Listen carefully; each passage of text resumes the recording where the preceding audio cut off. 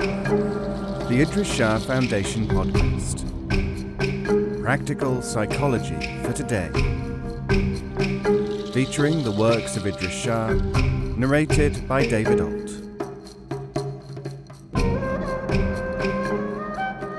Welcome to the Idries Shah Foundation podcast. In this edition of the podcast, we will hear selections from World Tales by Idries Shah. This audio is made available by the Idries Shah Foundation. The Hermit.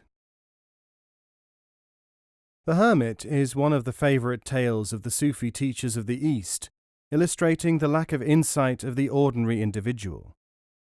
A version of it by the poet Thomas Parnell was published in 1721, and the legend was regarded as his invention until 1773, though it was later thought to have come from Spain and to be an Arabian composition.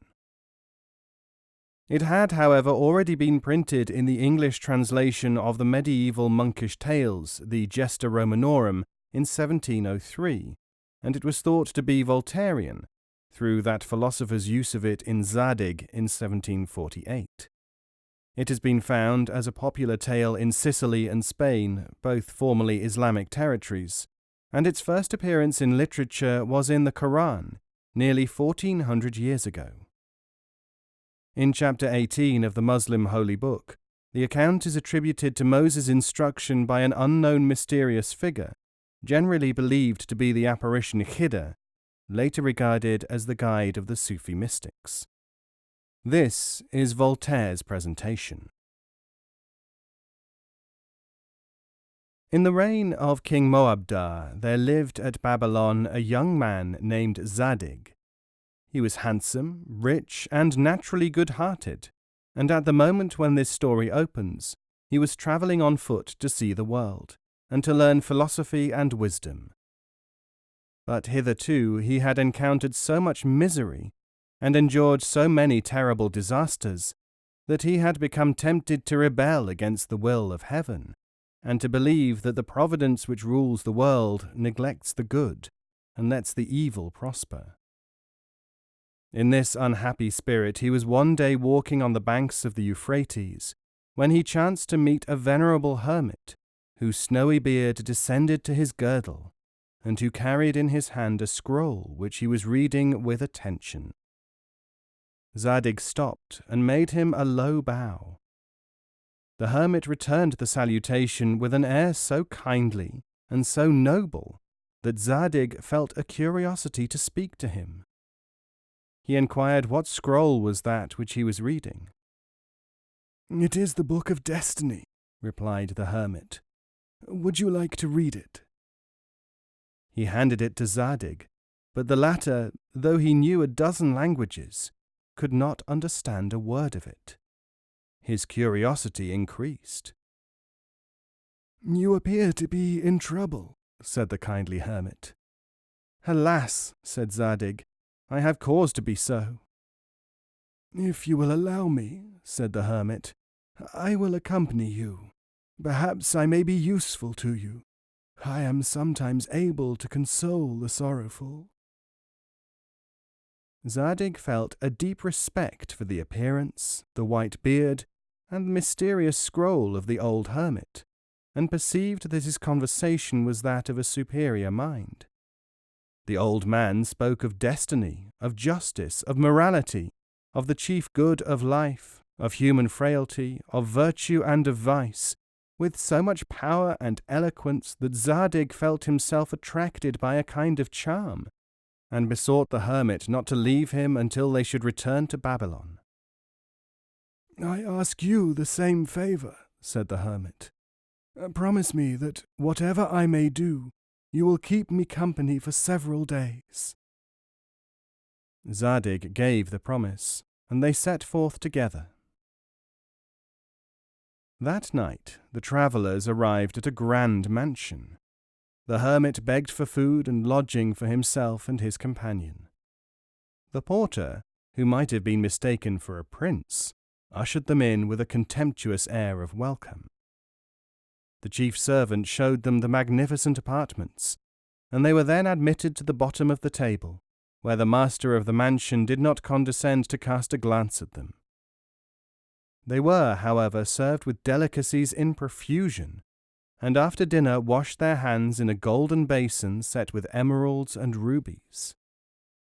They were then conducted for the night into a beautiful apartment, and the next morning, before they left the castle, a servant brought them each a piece of gold. "The master of the house," said Zadig, as they went their way, "appears to be a generous man, although a trifle haughty. He practices a noble hospitality." As he spoke, he perceived that a kind of large pouch which the hermit carried appeared singularly distended. Within it was the golden basin set with precious stones, which the old man had purloined. Zadig was amazed, but he said nothing. At noon the hermit stopped before a little house in which lived a wealthy miser, and once more asked for hospitality. An old valet in a shabby coat received them very rudely, showed them into the stable, and set before them a few rotten olives, some mouldy bread, and beer which had turned sour. The hermit ate and drank with as much content as he had shown the night before. Then, addressing the old valet, who had kept his eye upon them to make sure that they stole nothing, he gave him the 2 gold pieces which they had received that morning, and thanked him for his kind attention. "Be so good," he added, "as to let me see your master." The astonished valet showed them in. "Most mighty signor," said the hermit, "I can only render you my humble thanks for the noble manner in which you have received us. I beseech you to accept this golden basin as a token of my gratitude." The miser almost fell backwards with amazement. The hermit, without waiting for him to recover, set off with speed with his companion. "Holy Father," said Zadig, "what does all this mean? You seem to me to resemble other men in nothing. You steal a golden basin set with jewels from a signor who receives you with magnificence, and you give it to a curmudgeon who treats you with indignity." "My son," replied the hermit, "this mighty lord, who only welcomes travellers through vanity and to display his riches, will henceforth grow wiser, while the miser will be taught to practice hospitality. Be amazed at nothing, and follow me." Zadig knew not whether he was dealing with the most foolish or the wisest of all men. But the hermit spoke with such ascendancy that Zadig, who besides was fettered by his promise, had no choice except to follow him. That night they came to an agreeable house, of simple aspect, and showing signs of neither prodigality nor avarice. The owner was a philosopher who had left the world, and who studied peacefully the rules of virtue and of wisdom, and who yet was happy and contented. He had built this calm retreat to please himself, and he received the strangers in it with a frankness which displayed no sign of ostentation. He conducted them himself to a comfortable chamber, where he made them rest a while. Then he returned to lead them to a dainty little supper. During their conversation they agreed that the affairs of this world are not always regulated by the opinions of the wisest men. But the hermit still maintained that the ways of Providence are wrapped in mystery, and that men do wrong to pass their judgment on a universe of which they only see the smallest part. Zadig wondered how a person who committed such mad acts could reason so correctly. At length, after a conversation as agreeable as instructive, the host conducted the 2 travellers to their apartment, and thanked heaven for sending him 2 visitors so wise and virtuous. He offered them some money, but so frankly that they could not feel offended. The old man declined, and desired to say farewell, as he intended to depart for Babylon at break of day. They therefore parted on the warmest terms, and Zadig, above all, was filled with kindly feelings towards so amiable a man. When the hermit and himself were in their chamber, they spent some time in praises of their host. At break of day, the old man woke his comrade.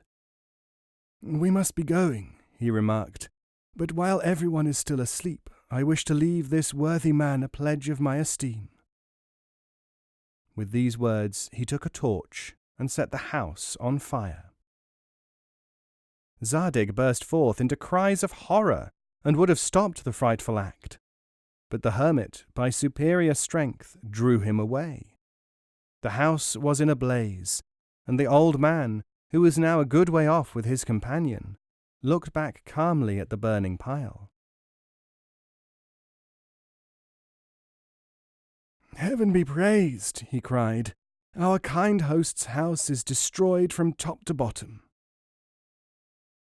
At these words, Zadig knew not whether he should burst out laughing, call the reverend father an old rascal, knock him down, or run away. But he did none of these things. Still subdued by the superior manner of the hermit, he followed him against his will to their next lodging. This was the dwelling of a good and charitable widow, who had a nephew of 14, her only hope and joy. She did her best to use the travellers well, and the next morning she bade her nephew guide them safely past a certain bridge, which, having recently been broken, had become dangerous to cross over. The youth, eager to oblige them, led the way.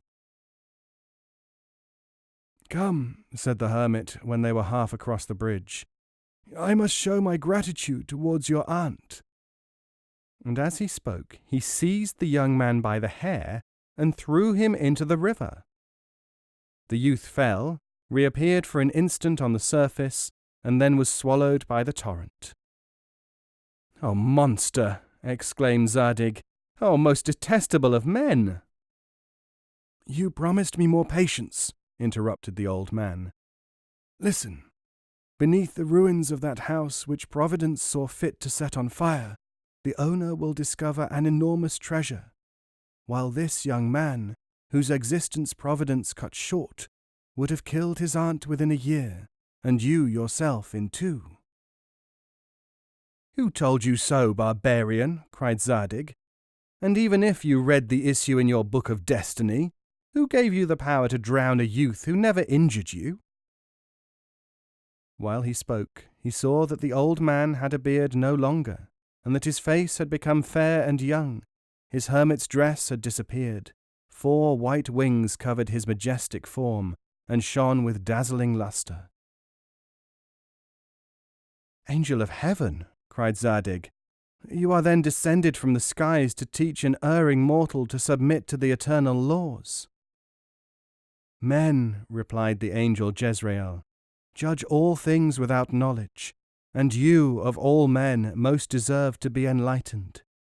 The world imagines that the youth who has just perished fell by chance into the water, and that by a like chance the rich man's house was set on fire. But there is no such thing as chance. All is trial or punishment or foresight. Feeble mortal, cease to argue and rebel against what you ought to adore." As he spoke these words, the angel took his flight to heaven, and Zadig fell upon his knees.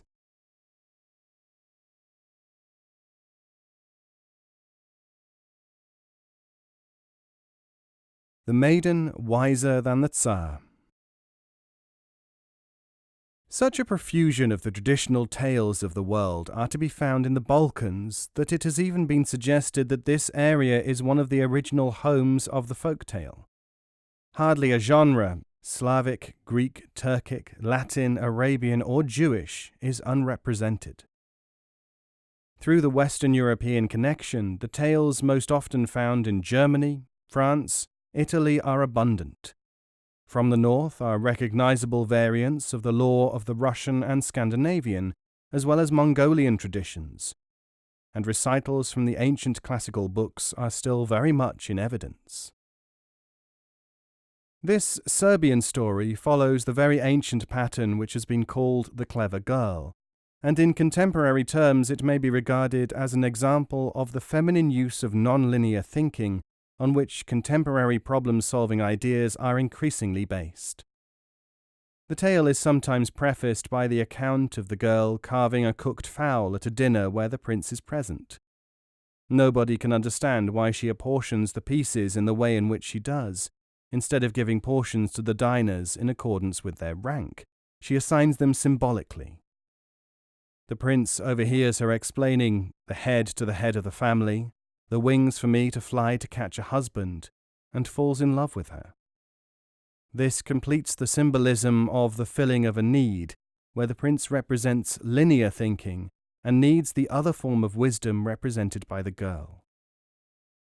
As an illustration of the respective functions of the two brain hemispheres, recently recorded by scientists, one could hardly expect a better example than this most ancient tale of Serbia. Once upon a time, there was a poor man who had one daughter. Now this girl was amazingly wise, seemed to have knowledge far beyond her years, and often said things which surprised her own father. One day, being without a penny, the poor man went to the Tsar to beg. The Tsar, astonished at the man's cultivated way of saying things, asked him where he had learned such phrases. "From my daughter," he replied. "But where was your daughter taught?" asked the Tsar. "God and our poverty have made her wise," was the answer. "Here is some money for your immediate needs," said the Tsar, "and here are 30 eggs. Command your daughter in my name to hatch them for me. If she does this successfully, you shall both have rich presents. But if she does not, you will be put to the torture." The man went home and took the eggs to his daughter. She examined them and weighed 1 or 2 in her hands. Then she realized that they were hard-boiled. So she said, "Father, wait until tomorrow. Maybe I can think what can be done about this." Next day she was up early, having thought of a solution, and boiled some beans. She gave her father a small bag of the beans and said, "Go with the plough and oxen, father, and start ploughing beside the road where the Tsar will pass on his way to church. When he puts his head out of the carriage window, call out, 'Go on, good oxen, plough the land so that these boiled beans will grow well.'" The father did as she told him, and sure enough, the Tsar put his head out of the window of his carriage to watch the man at work, and hearing what was being shouted, said, "Stupid fellow, how can you expect boiled beans to produce anything?" Primed by his daughter, the simple man called out, "Just as from boiled eggs chickens can be produced." So, laughing, the Tsar went on his way, knowing that the girl had outwitted him. But it was not to end there. The next day, the Tsar sent a courtier to the poor man with a bundle of flax, saying, "This flax must be made into sails for my ship by tomorrow, otherwise you'll be executed." Weeping, the man went home, but his daughter said, "Have no fear, I shall think of something." In the morning she came to him and gave him a small block of wood, and said, "Tell the Tsar that if he can have all the tools necessary for spinning and weaving made out of this piece of wood, I will do the material for his sails out of the bunch of flax." He did so, and the Tsar was further impressed by the girl's answer. But he put a small glass into the man's hand and said, "Go, take this to your daughter and ask her to empty the sea with this, so that I may enlarge my dominions with precious new pastures." The man went home and gave his daughter the glass, telling her that the ruler had demanded yet another impossibility. "Go to bed," she said. "I will think of something by bringing my mind to bear upon it all night." In the morning she said, "Go to the Tsar and tell him that if he can dam up all the rivers of the world with this bundle of tow, then I will empty the sea for him." The father went back to the Tsar and told him what his daughter had said. The Tsar, seeing that she was wiser than himself, asked that she be brought to court forthwith. When she appeared, he asked her, "What is it that can be heard at the greatest distance?" Without any hesitation, she replied at once, "The thunder and the lie can be heard at the greatest distance, O Tsar." Astonished, the Tsar grasped his beard, and then, turning to his courtiers, asked, "What is my beard worth, do you think?" Each of them began to say what they thought the Tsar's beard was worth, making the value higher and higher, hoping to curry favour with his majesty. Then he said to the maiden, "And what do you think my beard is worth, my child?" Everyone looked on in amazement as she replied, "Your Majesty's beard is worth every bit as much as 3 summer rains." The Tsar, greatly astonished, said, "You have guessed rightly. I shall marry you and make you my wife this very day." So the girl became the Tsarina. But just when the wedding was over, she said to the Tsar, "I have one request to make. Be graciously pleased to write with your own hand that if you, or anyone in your court, be displeased with me, and I had to go away, I should be allowed to take with me any one thing which I liked best." Enamoured of the beautiful maiden, the Tsar asked for pen and parchment, and at once wrote, sealing the document with his own ruby ring, as she had requested. The years passed most happily for both of them. Then one day the Tsar had a heated argument with the Tsarina and said, "Go, I desire that you leave this palace, never to return." "I shall go tomorrow then," said the young Tsarina dutifully. "Only allow me one more night here to prepare myself for the journey home." The Tsar agreed, and she gave him his bedtime herbal drink with her usual care. No sooner had the Tsar drunk the potion than he fell asleep. The Tsarina had the Tsar carried to a coach, and they went to her father's cottage. When the morning came, the Tsar, who had spent a tranquil night, woke and looked around him in amazement. "Treason!" he roared. "Where am I, and whose prisoner?" "Mine, your Majesty," said the Tsarina sweetly. "Your parchment, written with your own hand, is here." And she showed him where he had written that if she had to leave the palace, she could take with her that which she liked best. Hearing this, the Tsar laughed heartily, and declared that his affection for her had returned. "My great love for you, O Tsar," said she, "has made me do this bold thing, but I risked death to do it, so you must see that my love is indeed very great." Then they were united, and lived happily together for the rest of their lives.